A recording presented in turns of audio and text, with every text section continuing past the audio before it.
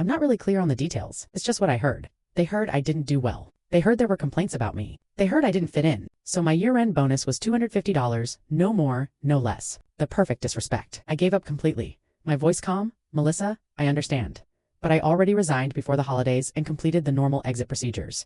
Sophia, why are you being so stubborn? Listen to me, Melissa.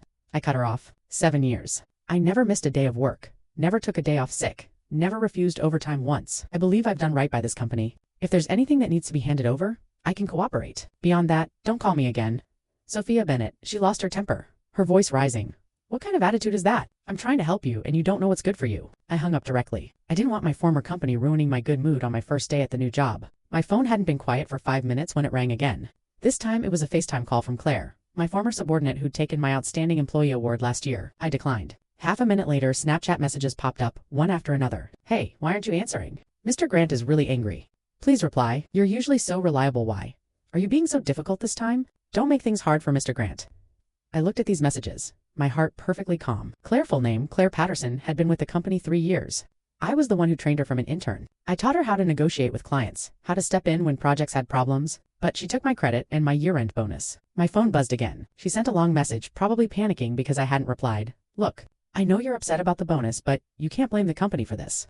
Last year was tough for everyone with the economy. Mr. Grant actually values you a lot. If you quit over this little bit of money, what will people say? Besides, the company invested so much in training you all these years. Can you really just walk away with a clear conscience? Conscience? I stared at those 2 words and suddenly found it almost funny. I typed back. Who secretly copied my client files while I was on sick leave? Who repackaged my ideas at staff meetings and presented them as her own? Who bought bubble tea for the entire department before year-end evaluations and forgot only me? You're the last person who should talk to me about conscience. Less than 3 minutes after I sent that message, she sent another one with a tone of disappointment. What's the point of saying all this? You're just making trouble, and you're the only one who'll suffer in the end. Where do you think you can go after leaving the company? Do you know how many graduate students can't find work right now? You're just a bachelor's degree holder, 30 years old and still unmarried. Everything impressive on your resume came from company resources.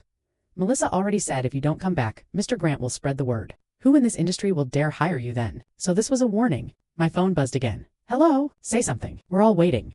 I opened the chat and sent an emoji, a smiling bean. Then I blocked her and got up to wash up.